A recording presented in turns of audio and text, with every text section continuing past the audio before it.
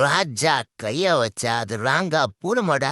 Steve Smith கேப்டன்சில Australia தோத்துருமோடா. Cummins அசிலூட் இல்லாமலே 2 நாள் இங்கிலாந்தோட கதையை முடிச்சு விட்டுருக்காங்க. நம்ம கங்காரு பாய்ஸ் 40 ரன் லீடோட செகண்ட் இன்னிங்ஸ் ஸ்டார்ட் பண்ணாங்க இங்கிலாந்து. திரும்பவும் ஃபர்ஸ்ட் ஓவர்லயே சொருகிட்டாப்புல ஸ்டார்க்கு. ஃபர்ஸ்ட் இன்னிங்ஸ்ல ஸ்டோக்ஸோட போல்ட கழட்டினாப்புல, இந்த இன்னிங்ஸ்ல ரூட்டோட போல்ட கழட்டிட்டாப்புல. செகண்ட் இன்னிங்ஸ்ல 3 விக்கெட், மொத்தமா இந்த டெஸ்ட் மேட்ச்ல 10 விக்கெட். ஸ்டார்க்கா ஒரு புயலால தொடர்புலவா பென் கேட்ட ஹோலி போப்போ ஒரு சின்னதா பார்ட்னர்ஷிப் போட்டாங்க. அது பொருட்கள இந்த ஸ்காட் போலானுக்கு அடுத்தடுத்து 3 விக்கெட்டை கலட்டி கேமையே திருப்பி விட்டாப்புல. ஃபர்ஸ்ட் இன்னிங்ஸ்ல அடி வாங்கி போட மாதிரி இருந்தாப்புல. இந்த இன்னிங்ஸ்ல கதையே வேற. அப்புறம் பிரெண்டன் டாகட் தலைவனோட பங்குக்கு தலைவனு 3 விக்கெட்ல கழட்டிட்டான். மொத்தமா இங்கிலாந்து 164 ரன் அடிச்சு ஆஸ்திரேலியாவுக்கு 205 ரன் டார்கெட்டை கொடுத்தாங்க. சரி, இங்கிலாந்து தான் பவுலிங் பங்கமா போடுறாங்களே, எப்படி சுத்திடுவாங்கன்னு பார்த்தா அந்த சீனே இங்க இல்லைன்னு உள்ள வந்தாப்புல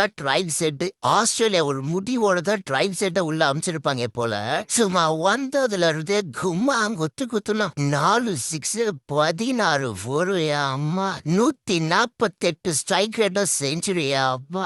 லாஸ்ட் மேட்ச் மிடில் ஆர்டர்ல வந்தவன மிருகமா மாத்தி ஓப்பனிங் அனுப்பிட்டு இருக்காப்புல ஸ்டீவ் ஸ்மித். அப்புறம் மானஸ் லாபிஷைனோட பங்குக்கு ஒரு 50. என்னதான் ஆஷஸ் 2 நாள்ல முடிஞ்சாலும் தரமான கேம். தயவு செஞ்சு never ever underestimate kangaroo boy. ஜெயிக்கிறதுக்காகவே பிறந்தவனுங்க. அதான் வீடியோ ஃபுல்லா பாத்துட்டீங்களா? அப்படியே சப்ஸ்கிரைபும் பண்ணிட்டு போங்கடா.